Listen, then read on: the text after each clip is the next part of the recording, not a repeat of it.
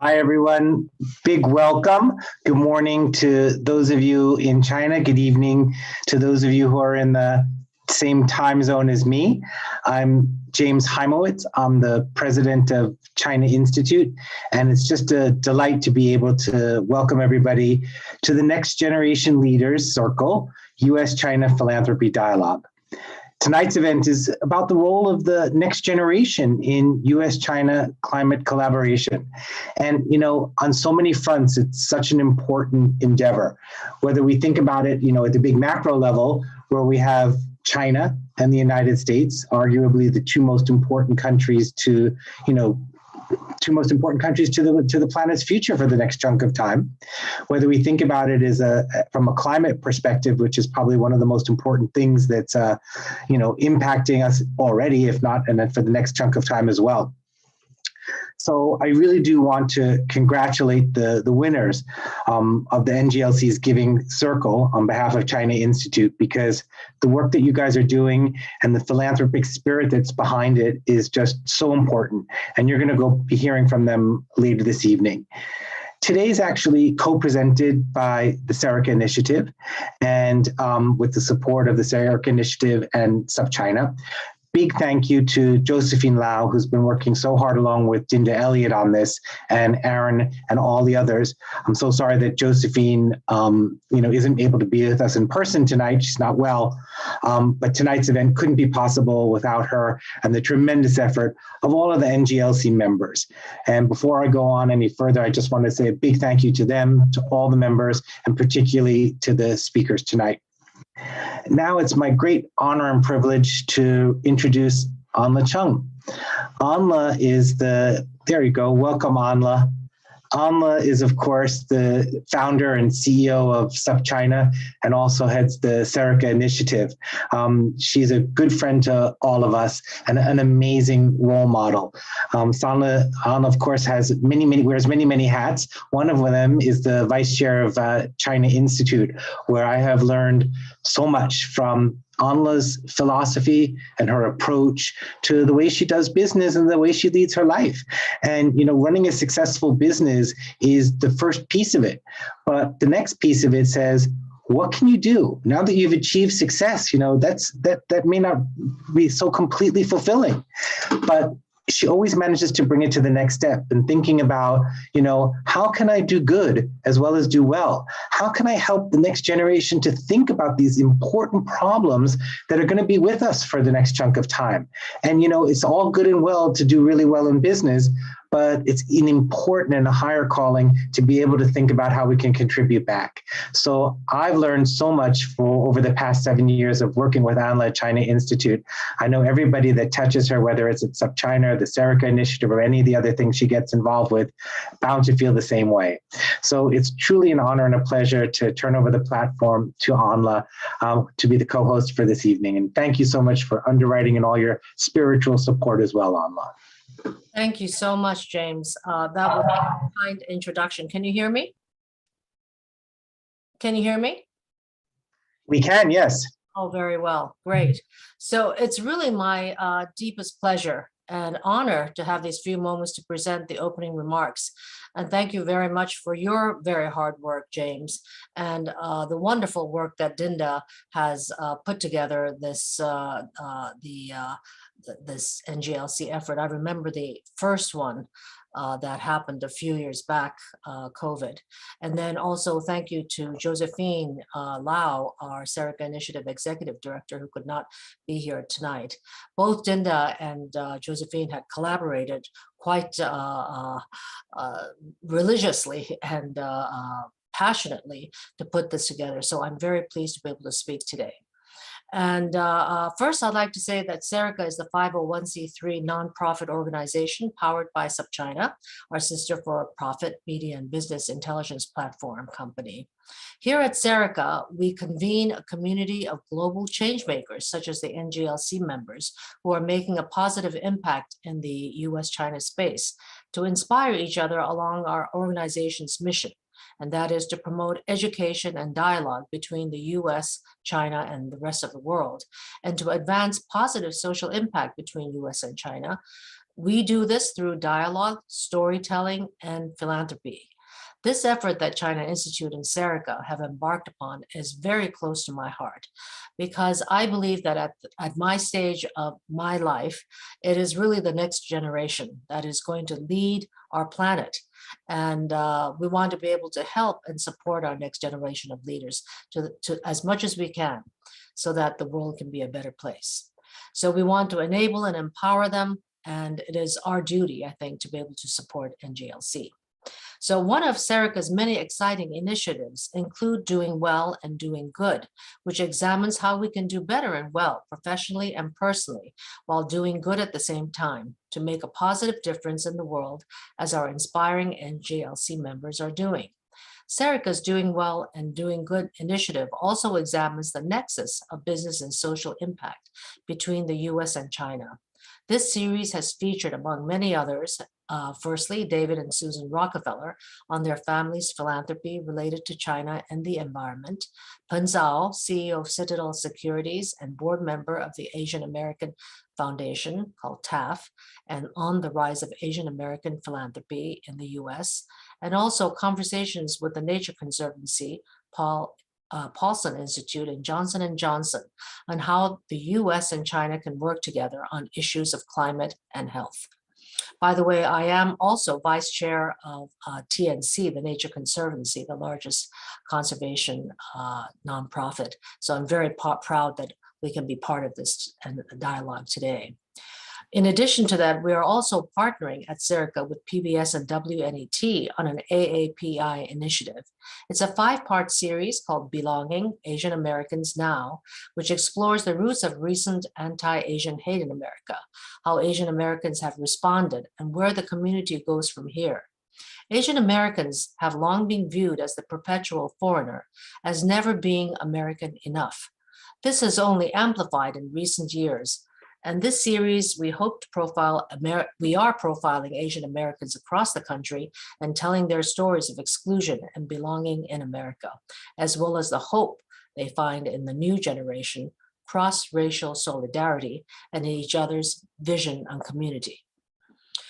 I think that it's important for us to highlight competent and dedicated philanthropists as role models. And one of the things that we also try to do is to be able to feature these philanthropists so that our NGLC can seek examples and role models in their own philanthropic giving. I'm delighted that we can be honoring and awarding the nominee that has been part of this NGLC Giving Circle, and very excited to be here tonight. So thank you for having me, and have a wonderful evening. Now it's my turn to introduce you to Dinda Elliott, a great friend and past head of programs at China Institute and currently at the Harvard's Fairbank Center. We had hoped that when she left China Institute, she would come to SubChina, but no such luck. I think Dinda is very happy in Boston with her husband, and I'm so thrilled that we can work on this together. Dinda, thank you so much for all your great work.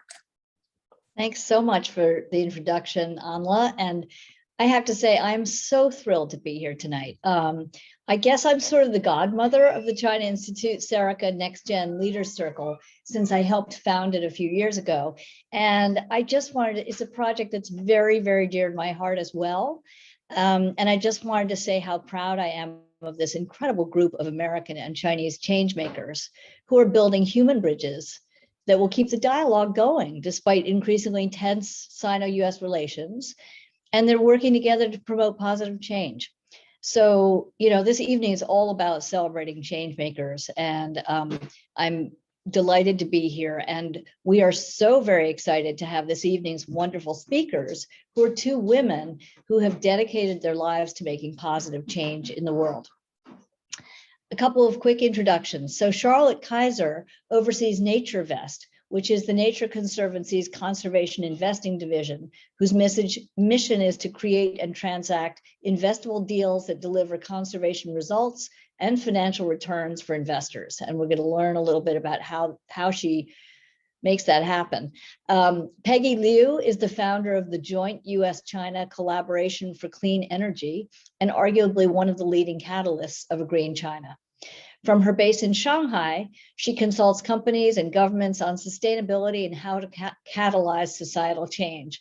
Peggy is dialing in from California today. And Charlotte, where are you this evening? Where are you?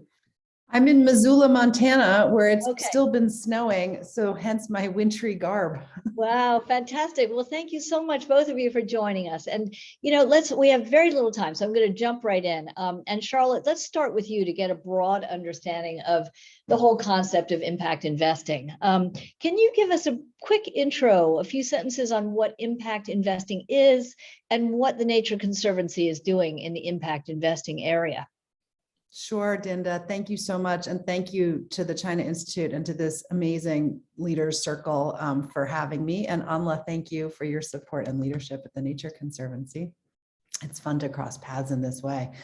So the impact investing as a concept has been around for about a decade or so. And there's now a huge ecosystem of institutional support for catalyzing impact investing globally. It's defined by one such institution, the Global Impact Investing Network, as investments that are made with the intention to generate positive, measurable social and environmental impact alongside a financial return. So you have to do it on purpose. It can't be an accident.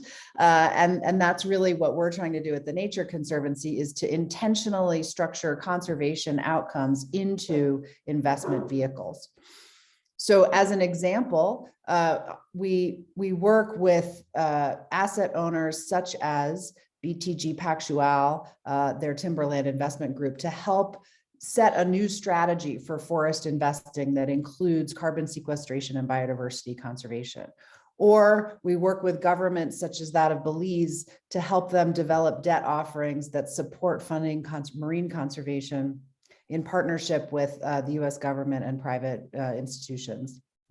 So it's really about bringing together an ecosystem of players, investors, governments, insurers, development institutions, to help blend the delivery of what is effectively a public good, conservation, with a private return. So tell us a little bit, okay, so when it comes to this kind of impact investing, you're working, it sounds like, a lot with development institutions and governments, right? So it has a lot to do with public-private partnerships. There's definitely a need for everyone to be at the table. In some cases, we're able to work directly with just private investment managers and create investments that generate not only a financial return, but also conservation benefit. Often, however, we require blended capital, so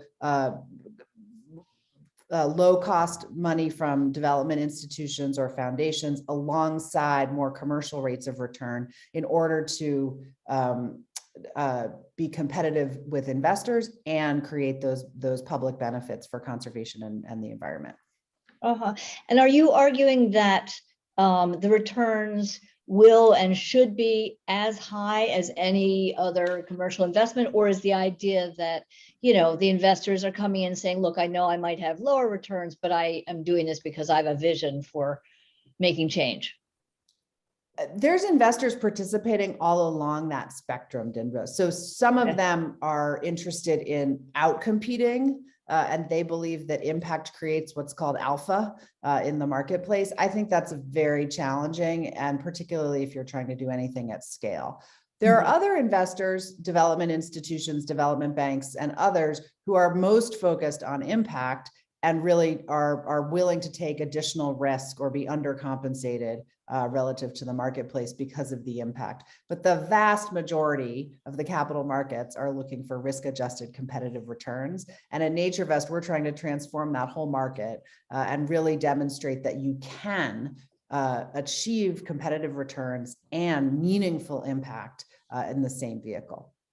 Wow. Okay, so we'll come back to you in a minute. So I want to hear about how Great. you've done that. You can share some examples with us, hopefully. But so Peggy, before we get into your 7 mega projects that you're going to tell us about that you've been working on, involving, you know, dramatic change making, I wanted to talk a little bit about how you've worked through kind of public-private partnerships in China. You do a lot of work with the government in China. I'm really interested to hear, does that involve, you know, working with the government and with the private sector? How does that work? And, you know, and share your thoughts a little bit about how, you know, I think the perspective in America is still continues to be largely that China is part of the problem as opposed to part of the solution, and to climate issues. And so share your thoughts on, you know, how the government is, you know, whether the government is committed to really dealing with climate change.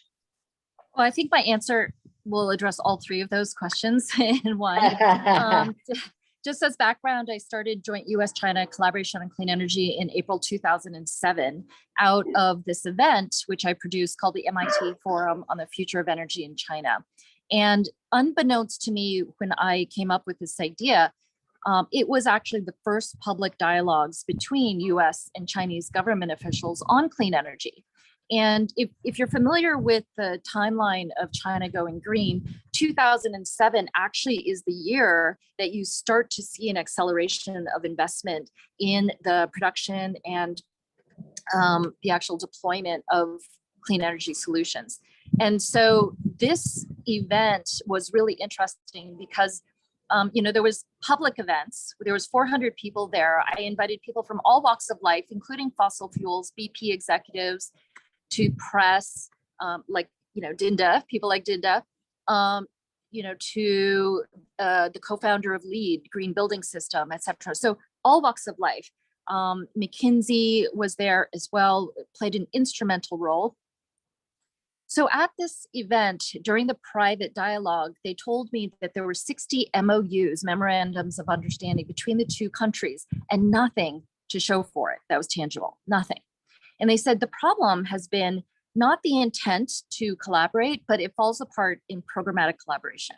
And that is why this program is so important, because cultural bridges are the key to making any type of progress in any one of the countries. If you can't even speak the same language, if you aren't using the same vocabulary, if you can't create a safe space to dialogue, nothing will go forward. And so after this event, which, you know, that was my intent, I was done, right? I did my MIT duty as a good alumni, but they were like, you know, you can't just stop here. We really need programmatic help with an NGO that's set up that isn't handicapped by being part of the government, but just supports the government. So the next day I left my job as a DC, and McKinsey helped lead these roundtables that we did with the people that attended, plus some more experts that came in. Again, this is like U.S. DOE to NDRC and, you know, all sorts of companies. And what we did was we asked them, where can we make the biggest difference? So McKinsey and I actually put together a roadmap for a 10-year project. So JUCCCE is really supposed to be a 10-year project that would change the trajectory of climate emissions in China. And we actually did just that, I believe. So if you look at the timelines in 2007, the first thing that the US government asked me to do was look at bringing in a new technology called smart grid into China. So this is an example of a PPP project. So what I did was I wrangled up the top smart grid private companies. At the time, there were almost all in the US. So Duke Energy, the CEO, CTO, et cetera, they joined, and then they helped really wrangle the VPs that were in charge of smart grid at Cisco and IBM, and et cetera. And then we had Lawrence Livermore National Lab, US DOE, and again, McKinsey, et cetera. So we had the private people there. Then what we did was we created a white paper of what the future looked like if we were to implement this thing called smart grid. And then I brought it along with this person who worked at US President's Council of Advisors on Science and Technology for Bush to China. And we literally just had this meeting with a high-level official from a foreign country and a white paper to open the discussion. And what we were faced with were people who looked at my little image of what smart grid looked like with a little image of an EV, electric vehicle. And they said, this looks like sci-fi. Maybe you should come back in 10 years. This was 2007, right? But, I'm going to sort of shorten this. Like, we made a Clinton global commitment. You can say that's sort of NGO level. So you have private, you have government, you have the utilities, the grid companies, right? Everybody's working together. We did 3 major forums in different cities, Shanghai, Beijing, and Yangzhou, which is Jiang Zemin's hometown. Short story, or make it shorter, is the state grid, China state grid, in 2.5 years committed to put $7.2 billion behind implementing smart grid across their grid by 2020. And for those of you who are following, there's over 500 smart cities today, and China is by far the leader in smart grid technology and implementation. So each one of the 7 major shifts that JUCCCE helped catalyze in China followed very similar patterns of PPP and showing the dream. What does the future look like? Getting people excited about it, magnetizing the first few really big influencers, getting them to magnetize other people. And then it just sort of flowed, it happened. We didn't have a plan to get to, let's say China Dream, the slogan was actually started at JUCCCE.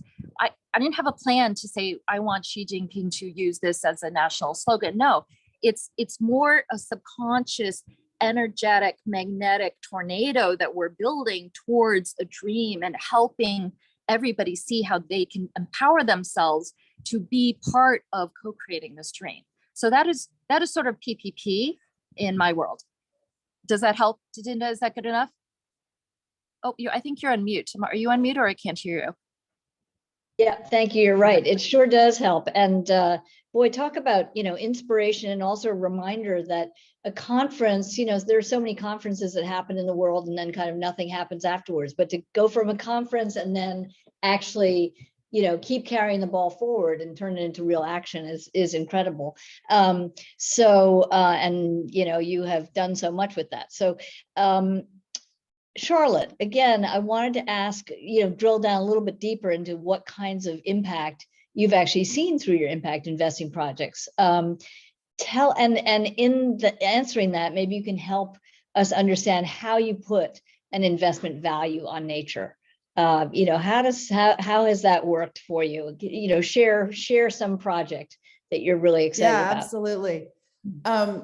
Maybe I'll start with the US based one, and then we can pivot to a global one. I think one of the projects we're most proud of is a forest investment vehicle that we structured in the Appalachia region of North America, which, for listeners who are not familiar, is a former coal mining and still currently active to a certain extent, pretty impoverished part of the southeastern United States. The Nature Conservancy stood up a fund, the Cumberland Forest Project, where we're the general partner and the managing member. And we raised $130 million of capital from outside investors, including about 27 LPs, limited partner investors, who put equity into the fund. And then we also raised some debt from a foundation, Doris Duke, and the state of Virginia. So a good example of public and private money coming together to acquire about 250,000 acres or 100,000 hectares of working forest hardwoods, mixed hardwoods in Appalachia. This is a critically important part of the migratory pathway for many, many species, which will become increasingly important in a climate changing world. It's basically a superhighway for biodiversity. And it's critical that these ecosystems be managed in a way that supports that conduit for migratory species, birds and others. It's also a really important protection of the water supply for the whole region. These mountains have a lot of streams and rivers that drain into major watersheds. So we manage the forest for these attributes. We protect that we don't cut trees along the sides of the rivers. We manage for connectivity, for habitat, and we also manage for carbon sequestration. So we're projected to sequester about 10 million tons of carbon over the life of the investment.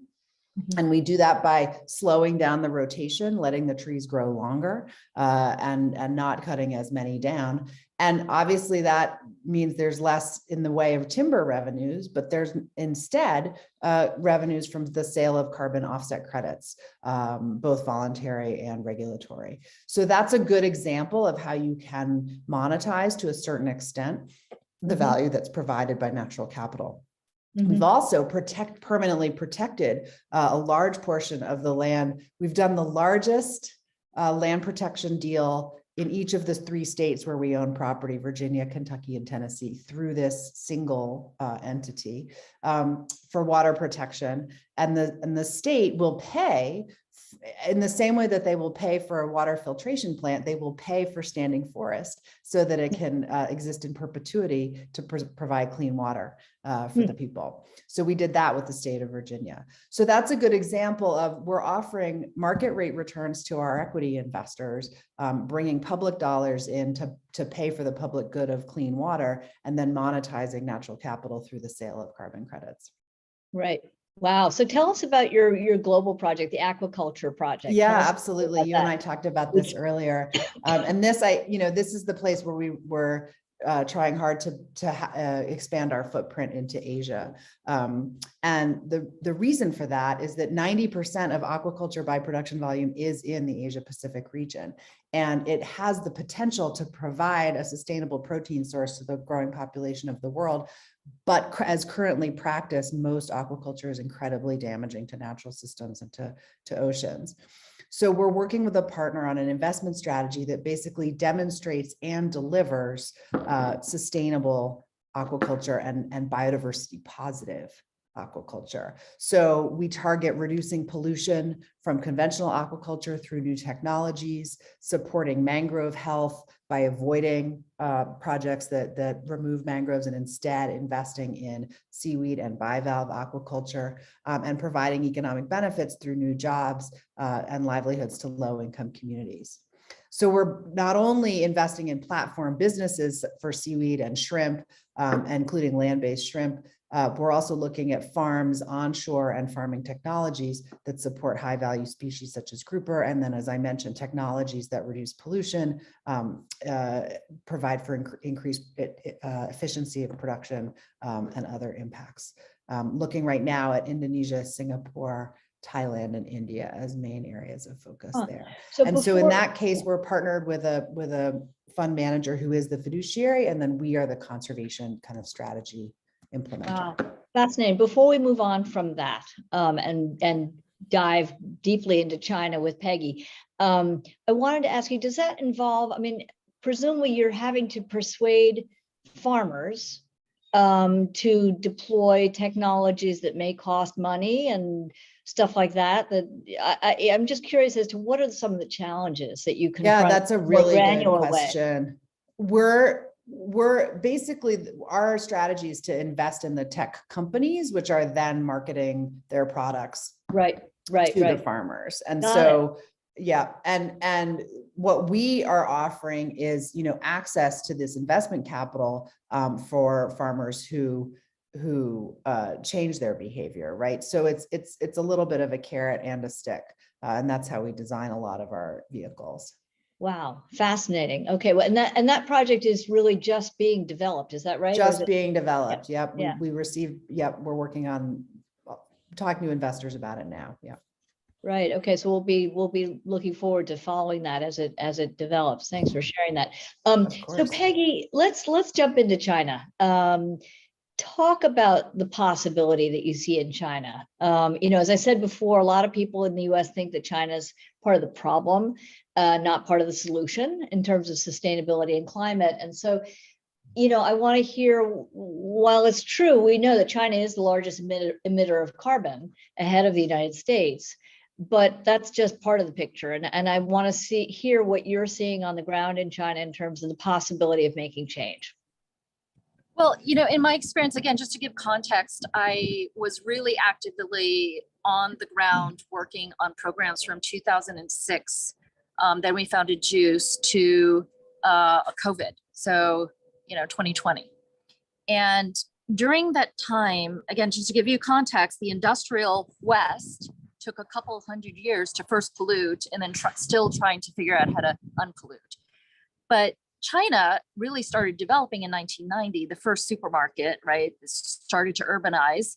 And now it's taken about 2007, I don't know, the last 15 years or so to make huge jumps, huge transformations in trying to shift the system so that going forward, we can have regenerative systems, we can have net zero emissions, et cetera. So I think one is the mindset from the top down is there, like they are committed. It is, top 3 priorities at the top level.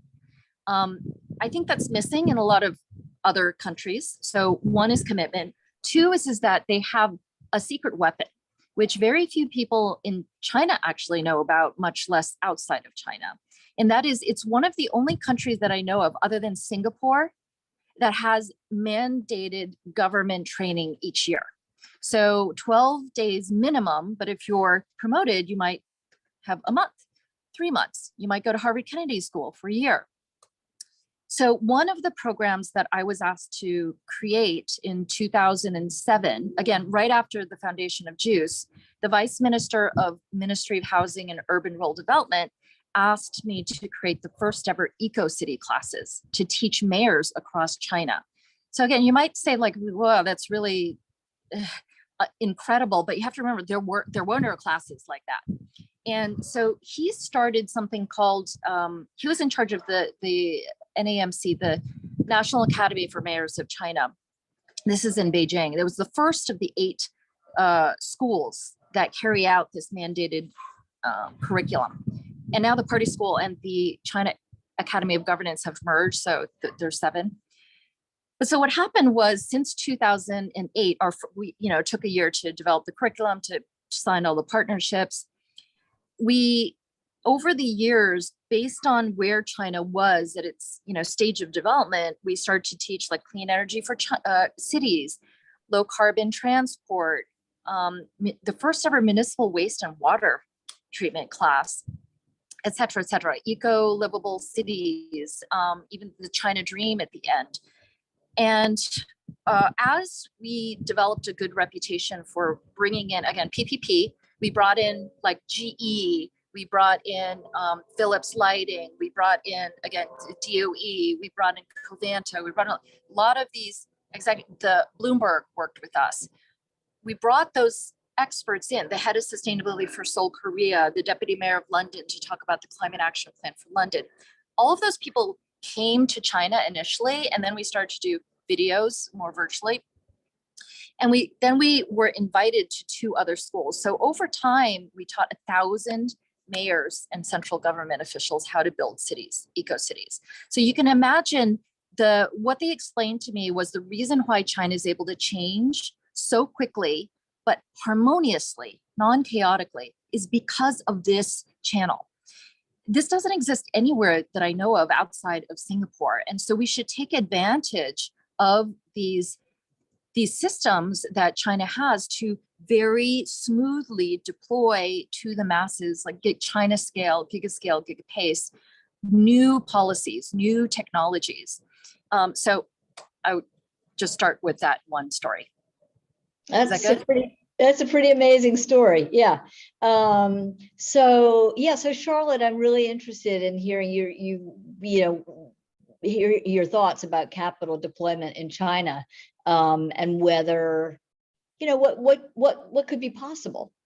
Yeah, I'm so inspired listening to you, Peggy. And I think what you call out is exactly the opportunity in investment as well, right? There's this ability to really move huge amounts of money by rewriting rules. And we've started to have dialogue with financial institutions in China to really encourage one of the biggest ways to get large scale capital to change how it behaves is to rewrite the rules around risk and risk assessment and risk disclosure. And you see that with the task force for climate related financial disclosures and now nature related financial disclosures. And when banks start to think about how they value the risk they face because of water, or the risk they face because of fire, or the risk they face because of floods and storms, all of which are regimes that are changing rapidly, suddenly they behave differently around the investments that they make and the impact that they're realizing that they have. And so I think there's a huge opportunity with Chinese financial institutions to change those rules of the road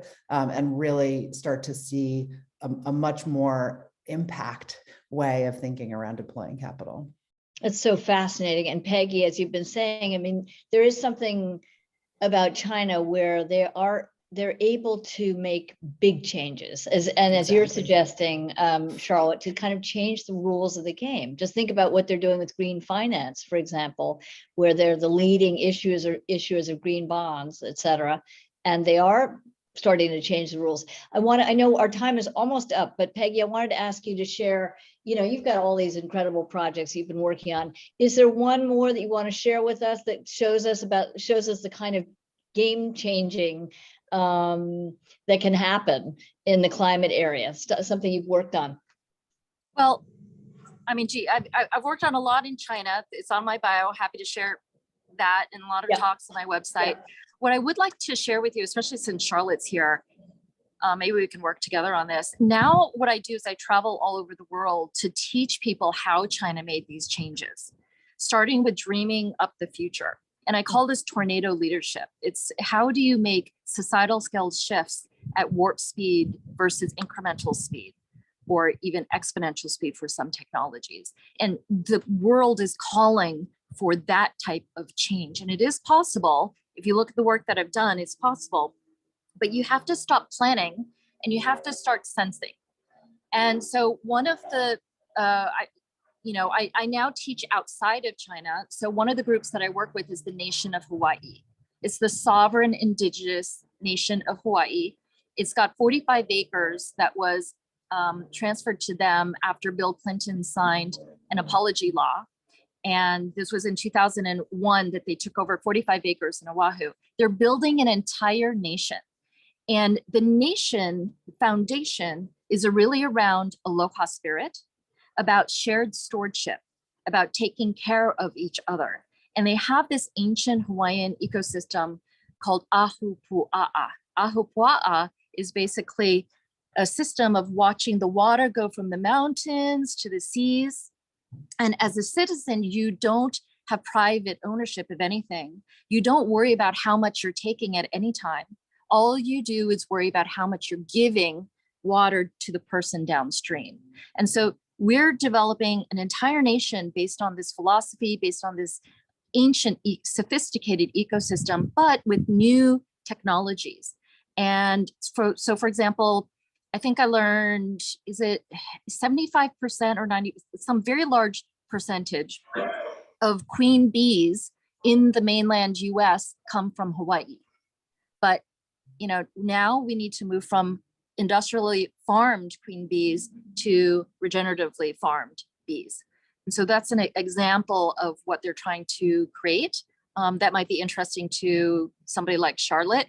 But the message that I want to give to the people here that Dinda is the fairy godmother to is that you, starting with your dreams, can make large scale change. And so my second book is on how to do this in 3 stages, 12 steps, tornado leadership. And I'd love to offer it as a gift to Dinda's fairy god children, a deeper workshop on how to apply it to the projects they're working on.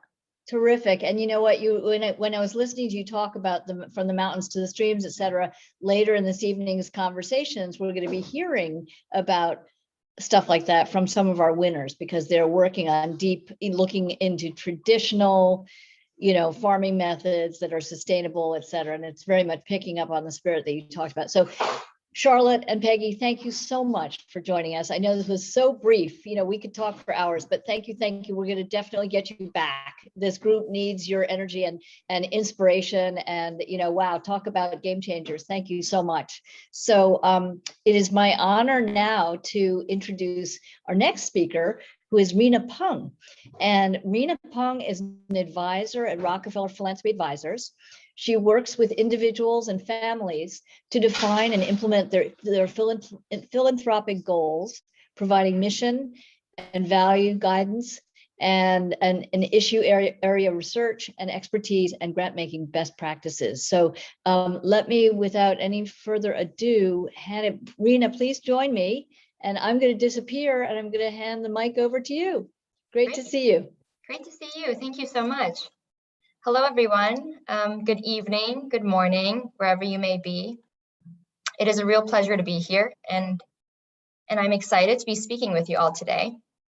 First and foremost, I want to commend you all for being part of this group that is learning together, taking action, and aspiring to be real change agents of the world through collaboration and co-learning.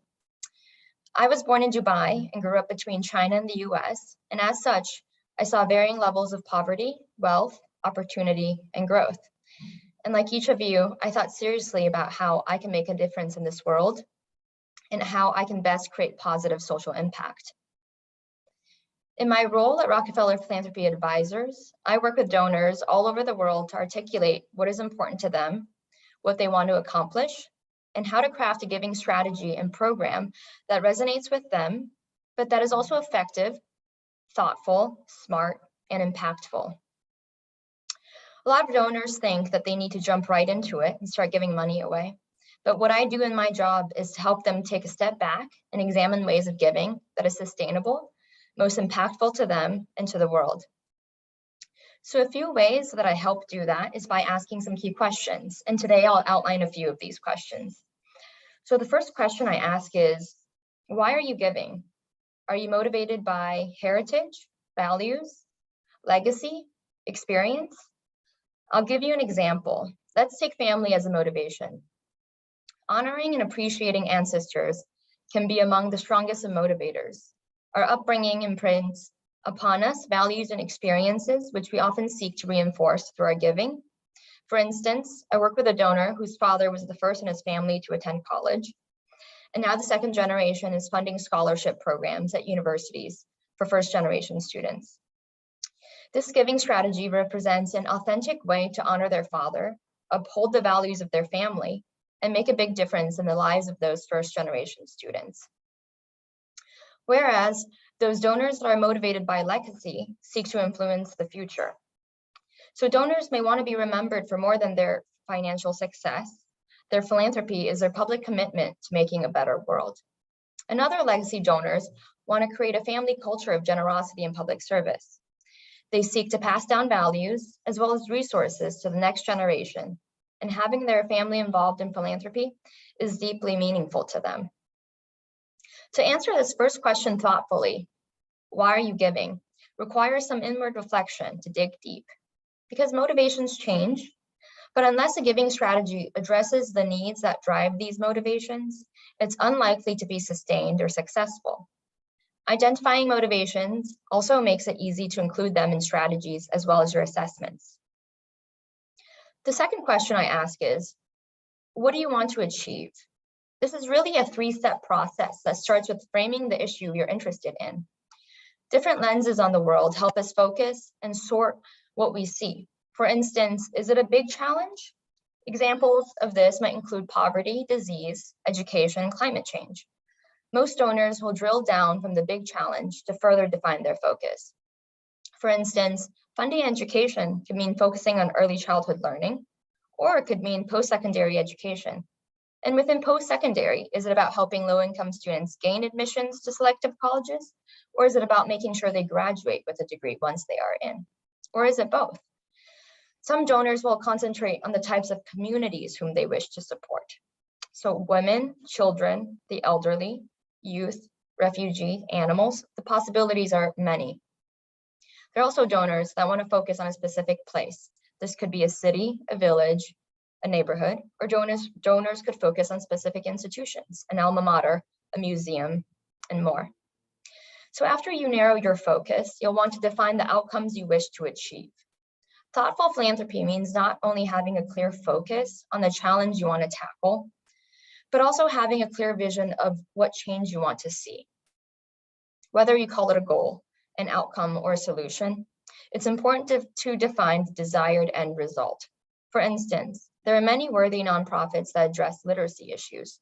Some run tutoring programs, others partner with school systems or social services, and there are others trying to figure out the best techniques to teach adults. It's important to consider how an organization tries to solve a problem, not just which problem it tries to solve. So the last question I'll outline here is, how do you think change will happen? Philanthropy allows the exploration of human potential. Of course, that includes the potential of the donor, not just in the capacity to give, but in the ability to think through how the philanthropy might achieve its stated goals. For instance, if your goal is to protect a critical watershed area, you could, for instance, fund one, research to study, to understand and define the impacts, or you could fund awareness. This could be awareness campaigns to raise public awareness. Or three, you could fund public policy efforts to shape legal and regulatory framework protecting the watershed. Or there are also other approaches that include innovative projects utilizing new technologies. In almost all cases, the path is not clear. You're faced with competing theories that are all compelling, and perhaps none of them proven. I'm often confronted with the question of how hard is it to give money away from people who are not in this world? As you can see from the choices at hand, the analysis required and the level of personal experience, skills, and perspectives that contribute to a thoughtful and effective strategy, it is indeed a challenging and complex endeavor. So these three questions: why are you giving? What do you want to achieve? And how do you think change will happen? They're just part of the beginning of the process we take with each donor. Work with donors to figure out each of these aspects, deep dive into issue areas, connect them with issue area experts and major players in the field, and conduct due diligence for potential grantees. This looks like looking at their financials, the leadership team, programming, and assessing their impact. There's really no set template we use. It's highly curated based on the donor. So next, I want to talk about trends in next-gen giving. I've seen firsthand how family, legacy, and heritage are clearly important and effective motivations. But new generations are really setting out to break into new areas of giving with a fresh set of philanthropic principles. First one I want to talk about as a trend that's emerging is what is referred to as trust-based philanthropy. This is the belief that people struggling against inequities deserve center stage in stories about change they are creating. This is about acknowledging that people working to build power from within communities are the agents of change, and that they know best about their environment and community. So this type of practice generally tries to equalize the power dynamics between a funder and a grantee, to create trust, and to lessen the burden of reporting to a donor. So a practical implication might mean that instead of a 5-page report, a grantee will just have a phone conversation with the donor to report on their progress and any updates. So this relates to another trend I want to bring up, which is that there are more and more funders leaning towards investing in small grassroots organizations. The next generation really seems to be ready to take a big bet and want to help scale the impact of small players that have a robust theory of change, which means that next-gen donors are really focused on metrics and data and prioritize research-informed methods and processes. So this last topic that's trending, that I'll be talking today about that's trending, is a debate between spending down assets within one's lifetime or endowing your assets to exist in perpetuity. So historically, most foundations are set up to exist in perpetuity, serving the mission the founder intended well beyond their lifetime. But more and more funders, especially younger funders, want to make a big impact during their lifetime, or say on some timely issues in the next 5 years. So in this case, they might choose to spend down quickly instead. The differences in time horizons seem to reflect a heightened sense of urgency in this next generation. And these are just a few key questions being debated in philanthropy and among donors. Well, this concludes my remarks, but please feel free to reach out to me with any questions you may have. I'm always happy to chat about philanthropy.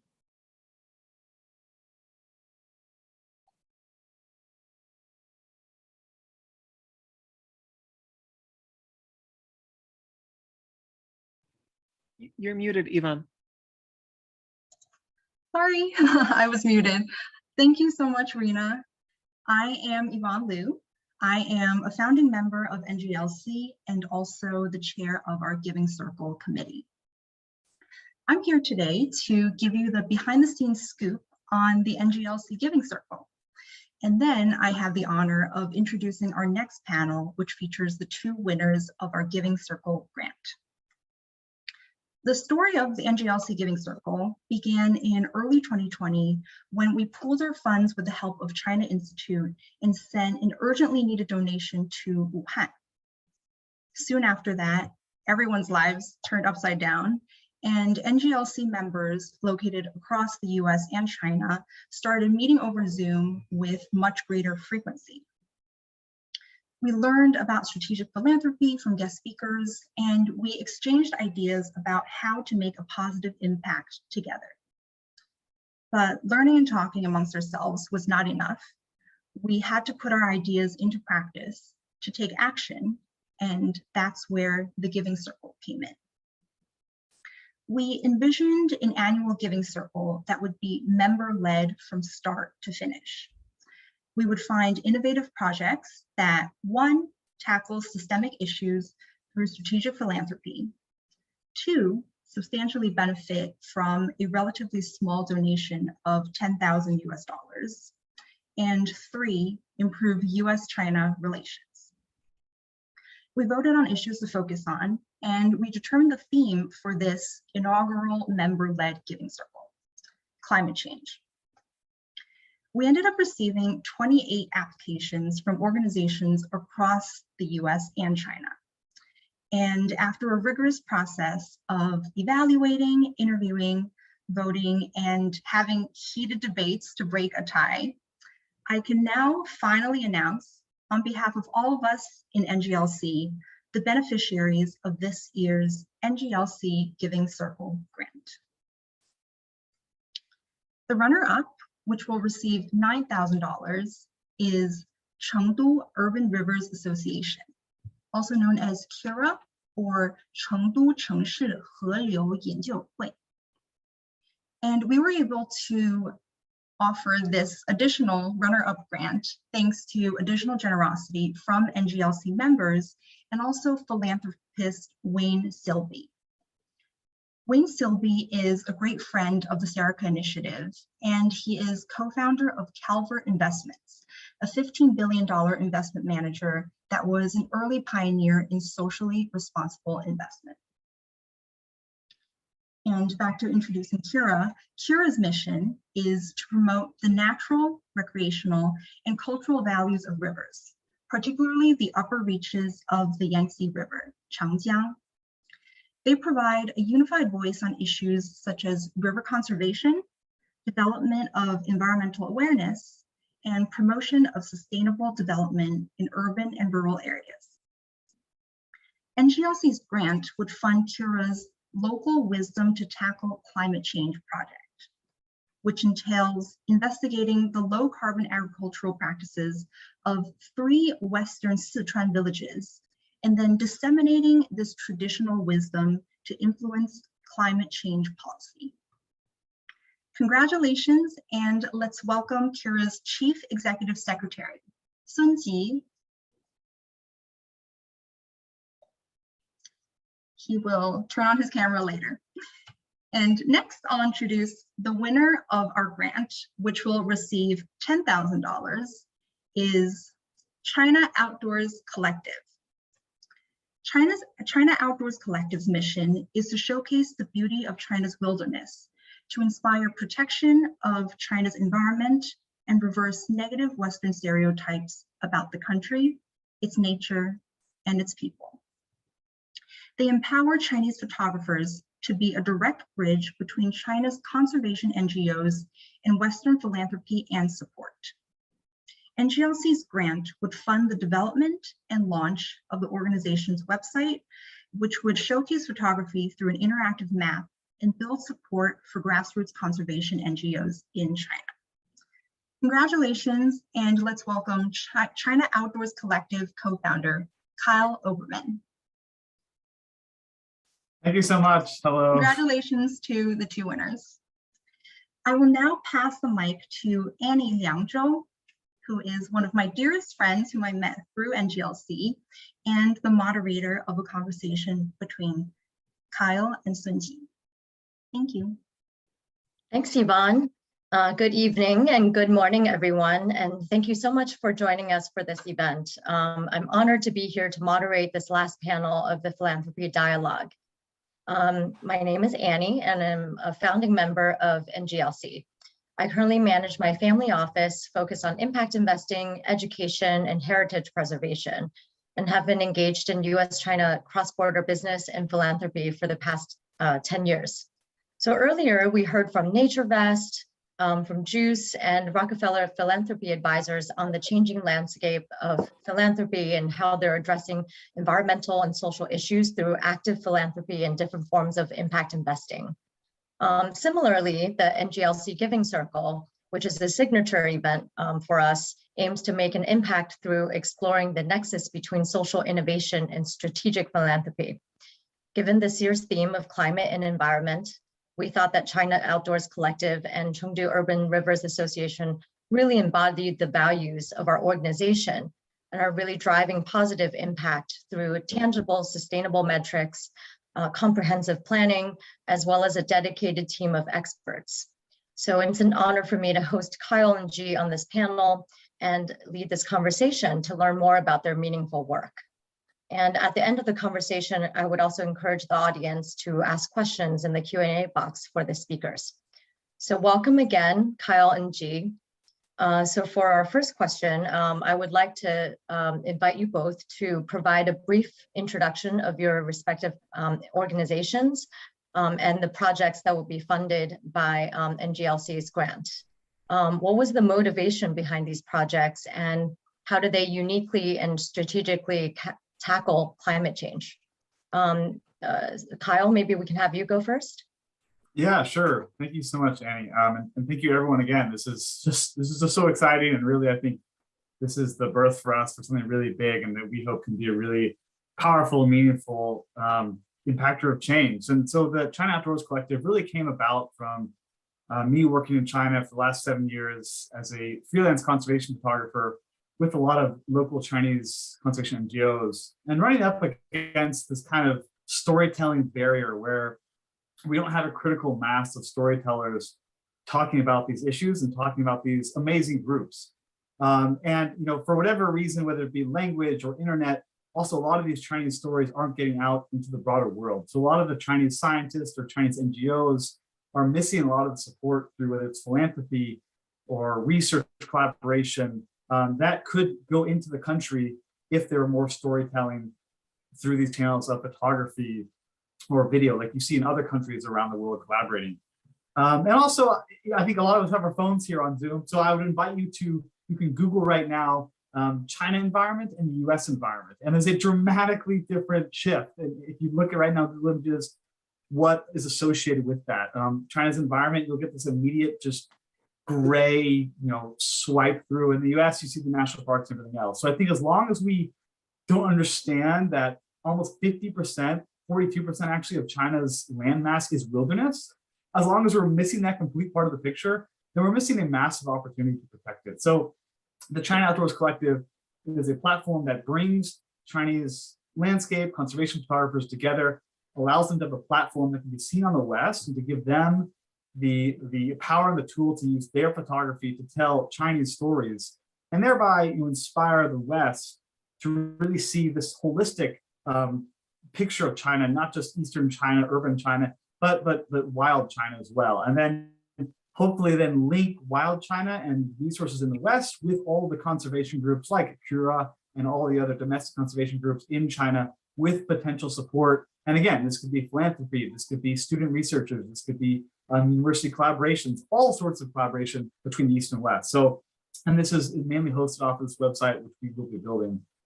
So again, we are super excited, and that was the introduction. I think you had other questions, Annie, but I got too excited in talking about that. I think you talked about the connection with climate change. Is that right?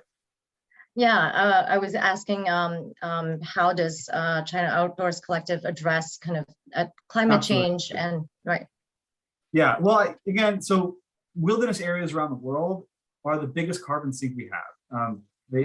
They capture 50% of all our human emissions, right? So, and if you compare that to carbon capture technology, which is big in the news, that is 0.003 of our emissions. So yes, these technologies are important. Yes, clean energy is important. I mean, it's critical, but protecting what we already have, getting to these 30% of oceans and 30% land protected by 2030 is critical to stabilizing the planet and reaching net zero goals.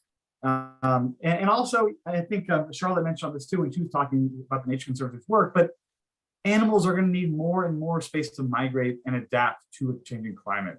They're going to need more range and elevation, and they're going to need to go farther to find food and to find breeding grounds and to find places that matched what they thought was their habitat. So when we think about wilderness, it is a key part of ensuring that we do capture carbon and that we allow species and humans living in these places the adequate habitat and space to maintain their lifestyles. The climate and biodiversity crisis are very connected, and this is one way to address that. Thank you, Kyle. Those are very compelling points. Now we'll hear from Sunji. So Sunji, I know you'll be speaking in Chinese, so I will do some of the translation. I hope I can do a good job. Okay, thank you. Hello, everyone. I'm so glad and thanks for your supporting, but my English is not very friendly, so I need Annie's help to translate my answers. So thank you, Annie. And let's change into the speaking Chinese model now. So 谢谢 NGLC， 谢谢华媒协进社对我们这次项目申请的一个支持。然后我也是非常的兴奋，能够就是跟在座的各位进行一定的一些交流，然后也希望得到大家对我们项目的更多的帮助和支持。我们这次项目的初衷是这样的，因为应对气候变化，实际上它是一个全球性的议题，但是现有的一些就是解决气候变化的方案，更大程度上是从国家与国家之间、政府与政府之间这样的一些顶层设计，或者是从一些技术层面去做一些关于企业或者工业社会这样的一些就是减碳的一些模型啊，数据的模型。但是呢，从回到我们传统的社会本身去寻求一些新的路径或解决的一些思路，这样的方式还比较少见。So Annie, do you need to translate this? And I can continue. Sure. So Ji was just saying thank you to China Institute-Serica and the NGLC for supporting our project. He's very glad to be here to share with everyone their progress. He had said that climate change is a global issue, but we often, they see it as a country-to-country problem where governments, civil society, and citizens have to work together to tackle the issue. And this is, Cura is working on a model where they're taking lessons from, citizens and villages. So this is kind of a rare and unique opportunity to address climate change. 对，我们恰好在就是我们的社区工作当中，在那个特别是在农村社区的工作当中，我们发现其实中国的这种传统的社会，它蕴含着很多对资源的可持续的利用方式。这些利用方式可能贯穿于他们的一些人居、他们的生产、他们的生活等等当中。所以我们希望也是通过这样的一些就是可持续方式、可持续利用资源的这样的一些方式的挖掘出它背后蕴含的一些现代的一些低碳和减排的一些理念。这些典型的低碳和生态理念，不仅是作为 CURA 所在的这样的一个中国西部这样的一个传统社会，实际上它可以推及到就是中国广阔的现在的这样的一些就是农村地区。但是现在中国的农村地区面临一个很严峻的问题，就是在这种就是急速的这种工业化发展过程当中，它的这样的一个就是不断的城镇化和不断的这样的一个单一的这样的一种发展模式，它可能跟传统是割裂的。这种割裂的话，会造成我们现在的对于这个气候变化一个就是实际上是一个负面的影响。比如说城镇的集中化、土地的集中化，然后大家生活方式行为的一个就是怎么样的一个所谓的消费主义的一个传播。所以我们希望的是更多的从传统社会本身的一个优秀的一个就是生产生活理念当中，去挖掘出它的一些就是可持续资源利用方式的一些成功的经验和值得传承的一些更多的关于环境友好，关于它的一些就是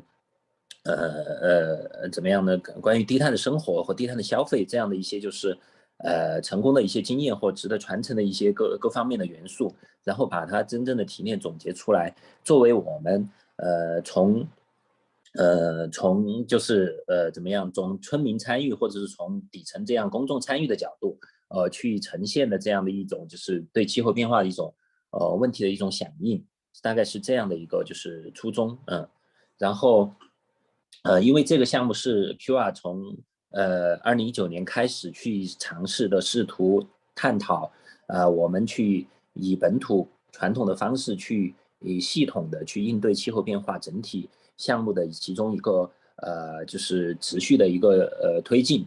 然后从2019年开始，我们在挖掘川西平原这样的传统农耕智慧，从传统农耕智慧当中，我们去提炼出一些关于现有的可持续的资源的利用方式，从可持续资源利用方式，我们跟现在的气候变化这样的大的议题相对接，我们就发现它中间可能会产生一种就是很好的一种连接。这种连接可能不只是说我们从技术性层面去解决气候变化问题，而且还可以去推动公众的一些参与和本地居民的关于这种宏观议题跟我们微观生活之间的这样的一个就是建立他们自己的这样的一个就是生活自信和文化自信这样很多的层面综合起来。所以这次就非常荣幸的能够得到 NGLC 这样的一些就是支持，让我们继续能够推进到这样的工作当中。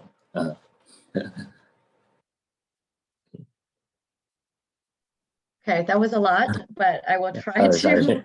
No, that's good. I will try to translate all of that. So Jay was just saying that when they're working in these villages, they discovered that traditional methods of living can be leveraged where the villagers have actually adopted very simple and sustainable lifestyles that can be replicated through different areas in the Chengdu River Basin Valley. So these Chinese villages have faced numerous challenges given the rifts in the way that Chinese cities have developed, and also the disparity in economic development in the rural areas.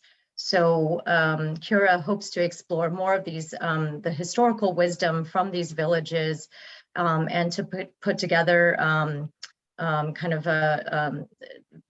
these methods, and to take a bottom-up approach in terms of climate change. So this project was launched in 2019, and they want to systematically address climate change through these existing ways, and to use and reuse existing resources, and to also leverage a lot of these methods from the villagers, whether it's materials or sustainable farming methods, and also the way they protect their rivers. So they're also hoping to encourage more participation from the local residents, as well as gain support from institutions. Okay, so for my next question, how can emerging organizations play an outsized role in contributing to U.S. China climate collaboration? Do you see your model being replicated in other regions and on a grander scale? Kyle, we can go back to you. Yeah, thanks, Annie. I think emerging organizations, they fill unfilled gaps, right? I think like we emerge to address and solve problems that we have not seen solutions for. I mean, maybe very small, but I think that it's very exciting when we can draw more people into a group, right? If we think about this bubble being people who care about conservation or care about climate, and there's a certain amount of people on the edge who don't, and maybe they have other values. Maybe their value is, maybe their highest priority is in another industry or another hobby. But if we can connect, for example, in the China Outdoors Collective, a love for the outdoors, and give that an action step saying, okay, you like this photo, you like this place, you like the fact that there are these incredible landscapes. Well, here's the action step. Now we're going to give it to you. And that action step is to learn more about it. Is to, oh, here's the NGO working in that area. Here's Puro. Here's, Shanshui. Here's TNC. Here's what they're doing. So I think that what we're trying to do is bridge that gap and draw in the audience and empower them to take action in a place which maybe before they didn't really feel like they belonged or they didn't really know how to take action. So I think, these small groups, we step up to fill these bubbles.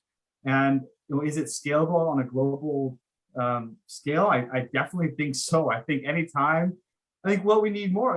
Let me be clear that I'm a co-founder, right? There are two other Chinese partners with me who aren't here today, but they're also co-founders. And I think, and the majority of our content will be from Chinese photographers. So I think anytime you're developing platforms that empower locals to share their traditional ecological knowledge or be the voices for their country, that is scalable, and that is definitely what we need more of across the world when we think about building bridges. So we're trying to do that for China in the U.S. and China in the West, but I think that across the world, I think targeting specific groups, in our case, people who love the outdoors, and empowering locals to use their voices to get more support. That is absolutely what we need more of. Thanks, Kyle. I think there's no dearth of kind of outdoor photography photographers out there, right? Who really love kind of the Chinese outdoors and would be interested in being part of your platform to showcase more of the beauty and the kind of climate issues or ecosystems that of China, where it can serve as a good bridge between the U.S. and China. So now we'll go to Sunji. So my question earlier was about how can your organization play a role in the U.S. China climate collaboration, and how do you see your model being replicated? 我觉得是这样的，因为中国和美国作为整个世界上最主要的两个这个碳排放的大国，其实他们承担着人类应对气候变化的一个重大的一个共同的责任。但这种责任呢，需要一个社会层面的广泛参与，特别是中国这样的一个急速工业化的这个碳排放大国，其实它在减碳的过程当中，它也面临着很多的发展或者人口和经济的压力。然后在这样的一个就是互相之间的矛盾和压力之下所以我们民间组织，特别是 QR 这样的一个环境保护为宗旨的这样一个民间组织，它进入的话，它可以以更多的客观和独立的视角，然后为决策者，为这样的碳排放决策者带来最基层的这样的一个实践的经验的一个总结，并且能够推动公众的一个参与。这样公众的参与更大层面上能够逐渐的增强两个国家之间的一个互信和互相之间的经验。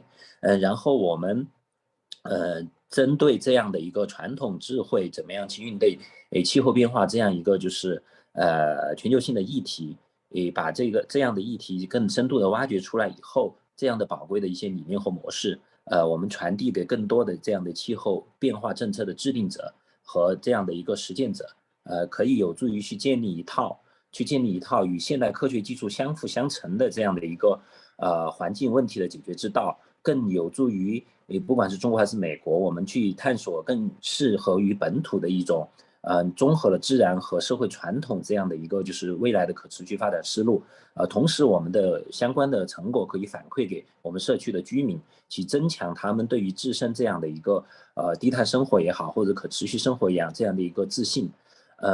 实际上就是 QR 现在做的一些事情是正在逐渐的在影响到我们的决策者，包括今年刚好中国有个特色的这种两会啊，就是人民代表大会和政协会，像 QR 我们前期做的这样的一些传统农耕智慧这样的发掘，已经作为政协的提案，已经影响到我们政协的提案，作为一个就是倡导我们的决策者去正视和重视我们川西平原这样传统生产生活当中的一些碳汇和低碳的这样的一个生态价值。现在今年应该是成为了我们的一个政府的一个政协会议的提案，这样。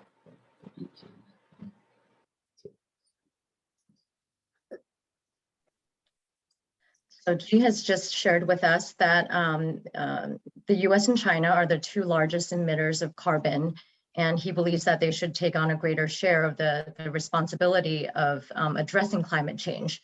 And as China is addressing these challenges, it is facing a lot more because of population, because of the kind of top-down approach.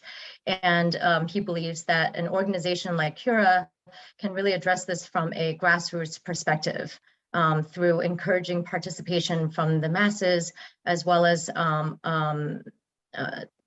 putting together more dialogue between the two countries through successful case studies, data, and effective methods that are catered towards local situations, and to also help protect local villages and their cultural customs.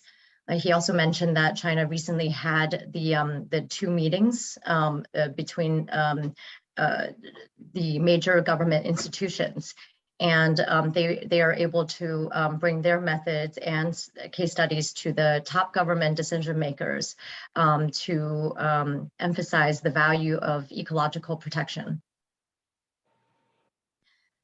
So next, I wanted to ask a question that's related to our grant. So beyond the financial support of our grant, how do you hope NGLC can help you with your organization achieve your goals? You know, could it be through our members' expertise, networks, or other ways?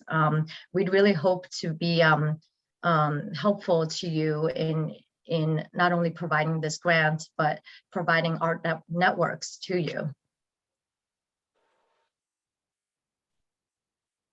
Do you want me to go first, Amy? Sure. Yeah, I think that's actually one of the things that we are most excited for. I think, you know, this again, we were founded by 3 freelance photographers coming together in like this rare moment of collaboration where we're usually working alone.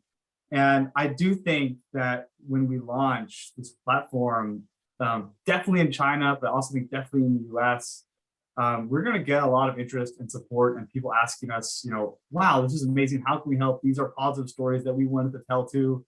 Like, we want to get on board. And I think that, you know, benefiting from the mentorship of experience of how to formalize an organization that can operate between both countries, it can be very helpful, you know, whether that's an NGO in the US or China, and how does that look like so that when support is ready to pour in, we are ready to take it and we can handle it. And we won't be overwhelmed by our kind of freelance lens that we take on the wheel for so long. And I think also in the US, I've worked in China for most of my career, but I'm now in New York City. And one of the things I'm very excited about is to tap into the incredibly, you know, active, energetic community of people who care about China in the US and elsewhere, whether it be Europe or you know, other places across the world, because I think that is an audience that doesn't get a lot of these stories. People in Shanghai don't get these stories, but people in New York definitely don't either. And so I think that, you know, tapping into Chinese Americans who still care about, you know, China, or Americans who have been to China and still want to, you know, keep in touch and who want to, you know, connect back to these places, that is definitely, I think, a network that you know, I'm hopeful that some of the people with the NGLC are connected to, or with the China Institute, and we can kind of leverage those roots to really build like a coalition of people who are behind this mission and who want to get our mission and our platform out to as many people as possible, because that's how we're going to drive change and really support these NGOs back in China. Yeah, you're absolutely right. Thank you, Kyle. 孙吉，那我们刚才我问的是，就是您希望就是 NGLC 可以用什么样的其他的方式来支持到CURA 的这个目标？对，实际上 NGLC 我们希望是如果能够通过 NGLC 这样的平台，能够就是协助介绍到更多的这样的一些科学家或相应的这些做相同或相近议题的这样的一些环保组织和科研机构，能够我们共同就是能够组织一些相应的问题的一些更多的交流和学习。我觉得这样是能够特别有助于 CURA 以后对这个议题的更多的深入或者一个就是视野的一个展开，这是一方面。另一方面就是如果 NGLC 有这样的一些就是相应的渠道，或者是能够把我们更多的一些研究报告和调研的报告或者是工作能够通过很多的一些层面，能够让更多的人看到和听到能够让就是不管是决策者还是其他地区的一些就是NGO 或者是相应的专家学者或是本地的居民能够看到听到，我觉得这样是对于我们工作更大的一个就是推进，或者是一个更大的一个就是提升吧，这样的一个帮助。对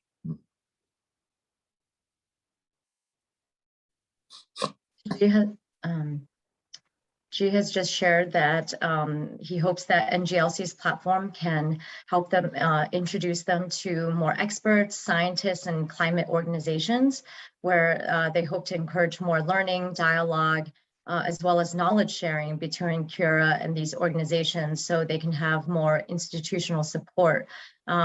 They also hope to share more of their work through their case studies and successful models, which can be replicated to a broader network through us. 好，谢谢孙吉。And then finally, I wanted to ask a question about next-gen philanthropy, which is something that we've been talking about throughout the evening, which is what lessons can we draw through next-gen philanthropy and the impact it can have, particularly to your respective organizations where it's more grassroots, smaller, where we can be more impactful. Kyle, please share with us your thoughts on that. Yeah, I think kind of just going off the last question, I think that there's a growing recognition among young people that the philanthropy is not just limited to money. I think that philanthropy, it can be measured by money, it can also be measured by time, or it can be measured by, donating talent or resources. And that's kind of what we just talked about. The $10,000, that's great, and that really helps the grassroots project gets its leg up, but that's not, going to change anyone's life or pay for anyone's, annual salary. But like when we have invested philanthropists also donating their time to help and counsel and mentor people, that is a massive unquantifiable impact. And then also, talent and resources, right? When these mentors and philanthropists have specialities and they have networks and they have things that they do really, really well, bringing those together is also a form of philanthropy. And I think that those kind of that marriage of all these different types of giving is really exciting. I think that is definitely, I think, what the kind of this young people and young generation of philanthropy is looking to do and where the wave is going. So it's really exciting. 孙吉。对，其实我了解到这个华美写经社，还包括我们的中美循环，因为特别华美写经社，它是个历史非常悠久的组织，包括之前在早期成立的时候，有中国很多的这样的一个历史名人在其中起到很大的推动作用。所以我们觉得，所以我首先对华美写经社的很多的工作表示相当的一个敬意和尊敬。因为它在长期持续的以理性的方式和客观的方式，以务实的方式推进到中美两国之间的交流。而中美的这样的一个就是年轻人之间的交流非常的重要，因为说实话现在中美关系其实处于一种非常微妙的一个就是境地啊。然后大家可能在自己的一个信息的一个同温层里面，或者信息的一个茧房里面，很难走出去打破这样的一些自己认知或交流的这样的一种屏障。我们觉得这样就是咱们 NGLC 的那个就是新一代的这样的一个委员会 New Generation， 非常的就是怎么说呢？非常的一个有意义的之处，很多就是持续的推进我们年轻的一代，不断的去增强自己互相的交流。因为你说实话，我们虽然说现在很多的政治经济方面的一些纠葛，但是呢，人类社会还是需要很多共同的一些问题，需要大家协作去进行一定的解决。而年轻人在其中呢，他是比较一个就是敏锐，比较一个活跃，而且也比较善于运用网络等工作方式进行互相之间的交流和协作这样的一个群体。所以我们觉得这个这样的一个就是平台，这样的一个就是方式，能够更有利于不管是中美两国之间，还是更广阔的年轻人之间，他们能够就是建立一个互相之间理解和互相之间更好的建立一个长期友好关系这样的一个就是方向。所以说这样的跨文化交流更好的能够就是解决大家之间共同面临的问题吧。因为整个我们觉得那个就是年轻人还有一点就是因为现在就是Next Generation 这样的一个就是组织，它善于把年轻人的这样的行动力和一些热点的议题结合起来，包括这个就是资助去年就针对这个就是 QV 的就是这个就是新冠肺炎进行，今年可能针对我们气候变化，这些都是非常热点的一些问题。然后年轻人能够推动年轻人针对这些热点问题提出自己的一些就是相应的回应和解决方案，我觉得这个是非常就是有意义的。对，大概是这样，不知道是不是太多了。不会，谢谢。So G has shared with us that first of all, an institution like China Institute is very well known and has had a history of encouraging U.S. China relations. So he wanted to express his respect for the work of China Institute, as well as similar institutions in encouraging this dialogue, and especially between young professionals. So this is extremely critical because we are seeing these new perspectives from the next generation, and they can share their concerns and use more active and innovative ways, such as social media, to tackle global challenges. And NGLC seems to be at the forefront of the most of addressing the most imminent challenges. And last year, when we were talking about climate change and environment, we believe that an organization like this can really help to lead a lot of these discussions between the two countries. And he hopes to see more dialogue, more increased understanding and friendship between the two countries as we need to work together to address future challenges. 谢谢孙吉。谢谢 Thank you. So that's all the questions I had, but I'd love to encourage the audience to ask more questions. Or if Kyle and G, if you have other things that you would like to share.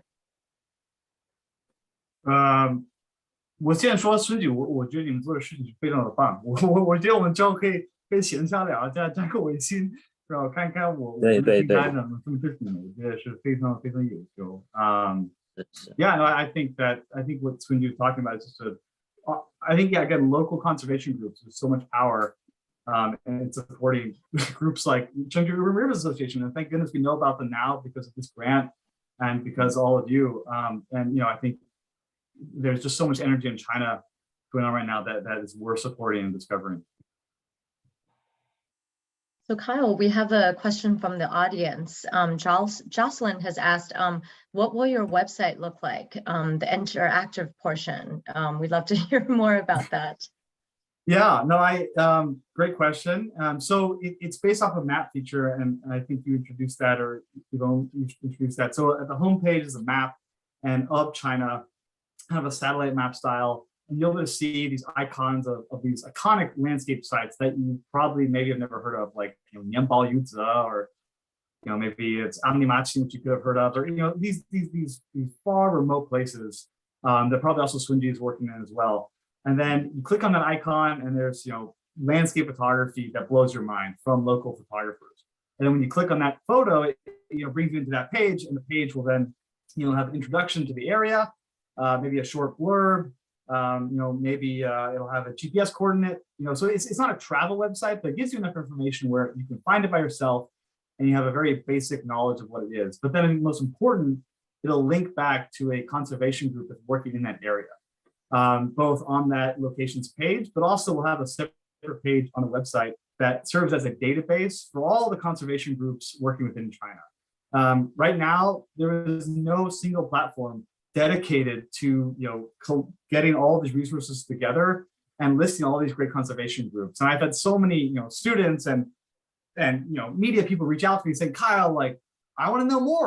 And I can't answer these questions by myself. So now finally we can have a platform through this website to attract them for photos, or they can just go directly to that page and then kind of search through this database of all these incredible local conservation groups. That will then send them to, maybe they have an English website page, maybe they have a WeChat funding page, which is really transforms how we think about philanthropy in China. Now that you can sign up on WeChat and give 100 RMB a month just out of that. I mean, that brings all sorts of possibilities for people who have WeChat in the United States and elsewhere. So that's the website in a gist. I mean, really a pretty simple feature, but using the map, using these kind of beautiful, sexy landscapes to draw people in, and then linking them back to the good work that's going on out there. Kyle, we have another question for you. So what were some of the most interesting or memorable places you shot? Wow, that's a lot. I mean, goodness, like I just dropped one of the names, Nianbao Yuzi, and it's on the border of Qinghai and Sichuan. It also has, it's an incredibly wet area with tons of lakes. It's just the most mind-blowing place. As a photographer, I want to like share my screen now, but like, the beauty is majestic, but also the diversity of species. It's one of the most biodiverse places on the Tibetan Plateau that's being protected and conserved by local Tibetans. But it's also under threat. In 2018, they closed it off to tourism because too many hikers were coming and throwing trash, and they weren't educated enough. And maybe there wasn't enough attention and resources flowing into those conservation groups for them to have the resources to do anything about it. But also it's the site of one of the most rare flower species on Earth. I was there in 2017, and it's called the Jojer poppy. And we were able on an expedition with some of the local Tibetan monks there doing conservation to find the poppy and help map it in this area. And it's just pretty incredible to stand in a mountain valley and be looking at this flower that is just massive and it grows to the height of your knee, and you realize that this flower grows nowhere else on Earth but these valleys. But then it's very dystopian to take those photos, put them online, and you have people in China, you have people in the US asking if it's like the Italian Dolomites. And it's just like, no, okay, like, all right, like, let's talk, like, we need to get these places out there so that they don't disappear and that there's more resources to protect them. That's incredible, Kyle. I can just imagine you shooting the most beautiful landscapes throughout China, and I'd love to have you share a lot of these images with the rest of our audience in due time. So we have a question for Ji. Can you share an example of one way or a type of traditional community sustainable practice that can be shared to urban areas? 就是我们这个他问的问题呢，就是说咱们村庄里面看到的一些比较就是环保的一些方式，哪些呢可以带到这个城市里面去，就是去进行？就村庄里面，可能它很多的方式，可能更多的基于它本身的一些生产生活或者环境当中。但是我觉得很多可以借鉴到城市的一些就是这样的一个就是生活方式呢，比如说他们对于这个就是他们生活和生产生活的一些就是废弃物的一些处理，其实对于中国农村来讲，以前可能为了增加土地的肥力，他们会把一些厨余或者是一些就关于生活的一些就是非塑料制品和垃圾，他们会在田间做一些简单的这样的一些堆肥处理。但实际上我们现在也在跟村民们学习这样的一些就是理念，就怎么样把就是我们比如说的城市里面其实每天会产生很多的垃圾，现在中国也在推一些垃圾分类这样的方式，但垃圾分类只是一种前端的一种就是行动，关键是分完类的垃圾过后怎么让它更多的产生一种循环的这样的一个利用。我觉得这方面是我们可以向村民们进行学习的。现在 CURA 也在推动这样的一些事情。然后比如说现在中国的农村除了一些就是单独的这样的住户以外，其实很多已经开始有一些集中的居住。集中居住这样的农村，其实相当于城市的一些小区。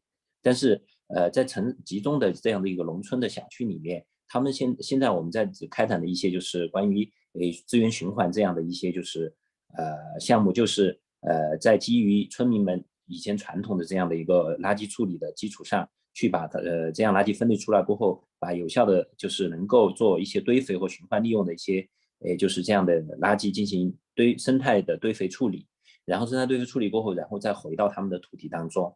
然后我觉得这个就是在城市里面其实也可以进行一定的一些借鉴和学习，因为首先小区的生活方式，集中生活方式，因为中国人口多嘛，大部分在集中居住，然后这样的集中居住的小区每年会产生很多这样的垃圾，然后能不能就是像就是农村的社区进行这样的一些废旧的一些就是资源循环利用的这样的一些学习。另外一个就是如果农村的这样的堆肥的一些就是堆出来的这样的一些就是肥料过后可以回到土地当中，但是城市可以我们倡导他们在那个就是进行一些屋顶和阳台这样的一些绿化或者是甚至在做一些就是小区社区花园这样的一些共建。其实共建这个理念也是中国传统社会当中比较强调的一点，但是在城市因为现在的一些发展或者流动性大家互相之间的共建比较少我们在农村仍然看到这样村民互助共建一个就是社区中心这样的一个形式，所以我们也可以把这样的一些理念，就农村这样这一些仍然保存到的传统，能够就是把它复制到那个就是城市去。现在也在这样的一些做尝试，有些地方还比较成功。She has just shared with us that there are some traditional methods that can be used in the urban setting.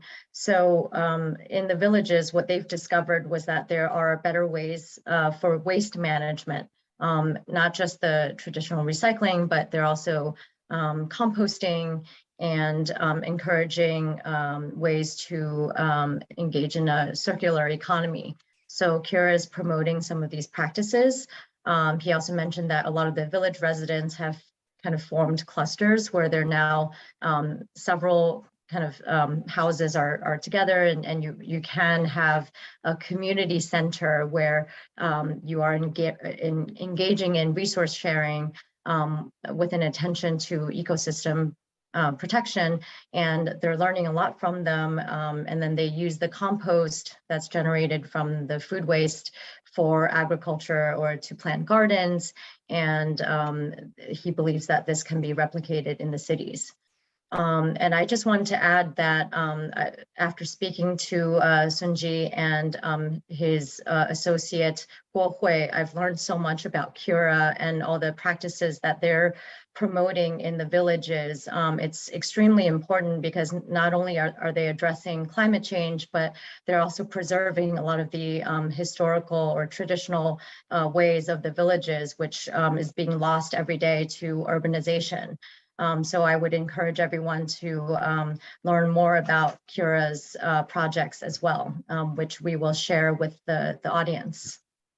So with that, I think this is a great way to end our session today. Thank you again so much, Sunji and Kyle, and congratulations again to CURA and China Outdoors Collective, who are the recipients of our Giving Circle.